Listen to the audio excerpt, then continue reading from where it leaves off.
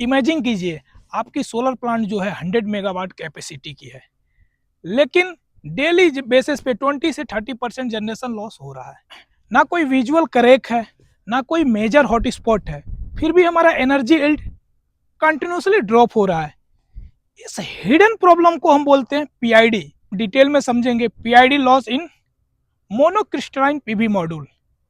इसके फैक्टर क्या क्या होते हैं, इसके रूट कॉज क्या क्या होते हैं, इससे इफेक्ट क्या होते हैं, इससे जनरेशन लॉस होता है तो कितना लॉस होता है, इसकी आइडेंटिफाई कैसे हम करते हैं, और ईएल टेस्ट और आईवी कर्व का इस पे इम्पैक्ट क्या पड़ता है, सारी चीजों को हम देखेंगे आज प्रैक्टिकली और थ्योरेटिकली।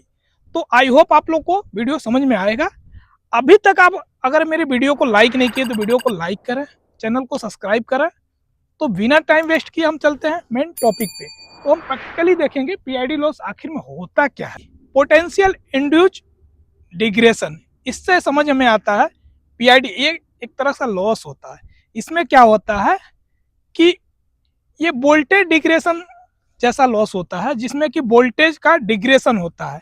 हम लॉसेस को कैसे आइडेंटिफाई करते हैं उसको थ्रू, और इसका कंट्रोल मेथड क्या हो सकता है, प्रिवेंट इसका क्या हो सकता है, सारी चीजों को हम सिंगल वीडियो में समझने वाले हैं। सबसे पहले तो ये बता दें आपको, ये जो हमारा मॉड्यूल दिख रहा है ये हमारा मोनोक्रिस्टलाइन मॉड्यूल है, पीवी मॉड्यूल है। ये हाफ कट सेल मॉड्यूल है, जो कि हमारा इस बस बार से इधर का हाफ कट सेल है, इस बस बार के उधर का हाफ कट सेल है। ये दोनों हाफ कट सेल पैरेलल में आके कनेक्ट हो रहा है, जो कि हमारे जो हाफ कट सेल जो है ना, ये सीरीज में कनेक्ट होते हैं, यहाँ तक सीरीज में कनेक्ट होंगे, और जस्ट ऊपर भी same as it is. But ये दोनों जब आपस में फुल सेल बनते हैं ना, तो ये हमारे पैरेलल में कनेक्ट होते हैं। अभी इसको हम देखेंगे हाफ कट सेल में डिग्रेशन कैसे। सबसे पहले देखेंगे ये मॉड्यूल हमारा है, ये मॉड्यूल में आपको दिख रहा होगा ये हाफ कट सेल है, जो कि ये सिलिकॉन का बना हुआ है। इसमें अभी इस सेल में ये व्हाइट कलर के आपको दिख रहा होगा बस बार है, जो कि 1 2 3 4 5 6 7 8 9 10 11 12 13 14 15 16, यानी इसमें 16 बस बार हैं।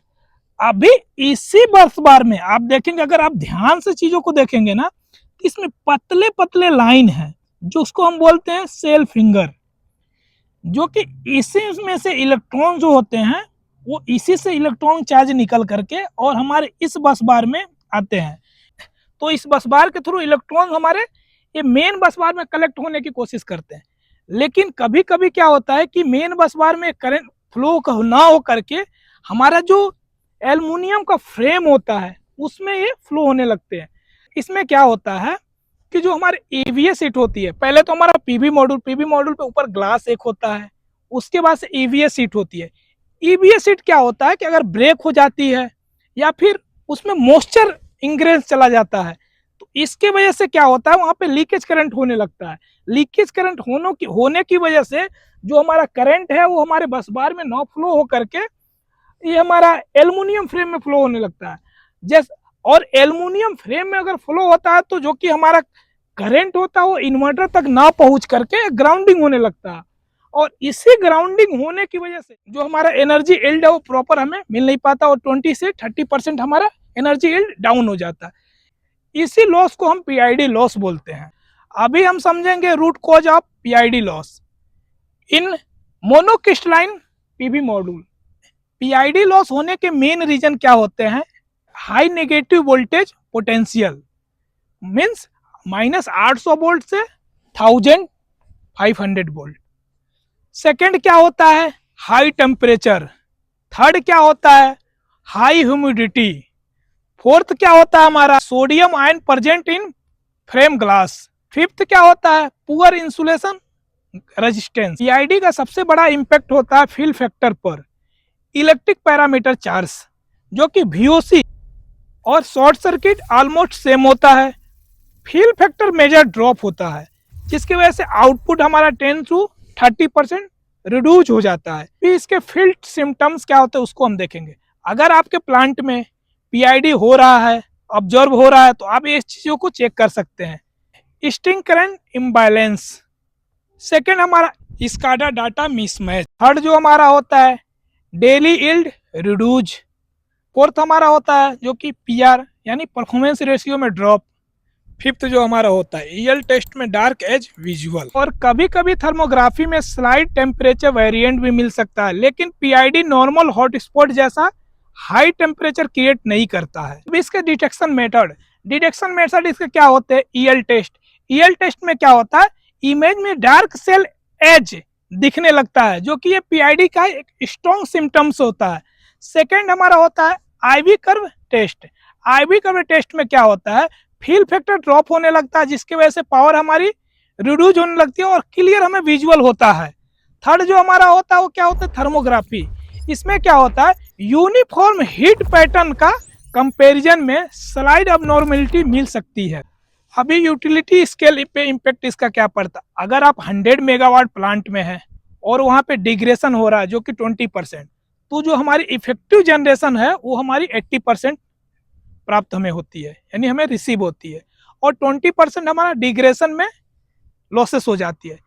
अब इससे क्या होता है हमारा, इससे जो हमारा होता है रेवेन्यू पे इम्पैक्ट पड़ता है, ग्रिड एक्सपोर्ट रिड्यूस हो जाती है, और लॉन्ग टर्म में हमें डिग्रेशन इंक्रीज होने का भी चांस ज्यादा रहता है और होता ही रहता है। इसलिए हमें पीआईडी को इग्नोर करने की कोई जरूरत नहीं है, इसको हमें तत्काल और अर्जेंट बेसिस पे इसको हमें चेक करना है।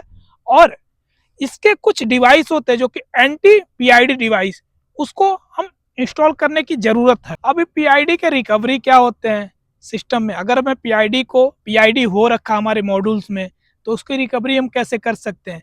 इसमें क्या होता है, एक पीआईडी रिकवरी बॉक्स होता है, जो कि ये नाइट के टाइम पे, जो कि बोलते हैं एंटी पीआईडी बॉक्स, जो कि इसको नाइट के टाइम पे हम इंस्टॉल करते हैं। इसमें क्या होता है कि नाइट के टाइम में ये डिवाइस होता है वो पॉजिटिव वोल्टेज पीवी मॉड्यूल में इंजेक्ट करता है, पॉजिटिव वोल्ट इंजेक्ट जैसे करता है, तो इसमें क्या होता है, जो हमारे ऑयन होते हैं ना, वो हमारे रिवर्स होने लगते हैं, और रिवर्स होने की वजह से अगर हमारा डिग्रेशन परमानेंट नहीं है तो रिकवरी हो सकता है, अगर ये परमानेंट हो चुका है तो रिकवरी होने का थोड़ा कम चांस रहता है। इससे हम इसको रिकवरी कर सकते हैं। इसके प्रिवेंट स्ट्रेटेजी क्या होनी चाहिए, प्रिवेंट स्ट्रेटेजी इसके कुछ होते हैं, जैसे कि हमें एंटी पीआईडी मॉड्यूल यूज करने चाहिए, और प्रॉपर जो इसकी ग्राउंडिंग है उसको हमें मेंटेन करनी चाहिए एज पर डिजाइन। थर्ड जो हमारा होता है, इसमें क्या होता है, मॉइस्चर जो होता है उसको कंट्रोल करनी चाहिए। और फोर्थ जो हमारा होता है, हाफ कट सेल मॉड्यूल हम यूज करते हैं, जिससे क्या होता है, टेम्परेचर यानी एम्बिएंट उसके टेम्परेचर लॉसेस कम होते हैं, जिसकी वजह से भी प्रिवेंट होता है हमारा पीआईडी से। इसके बाद से हमारा जो नाइट टाइम में रिकवरी सिस्टम होता है ना, उसको हमें इंस्टॉल करनी चाहिए।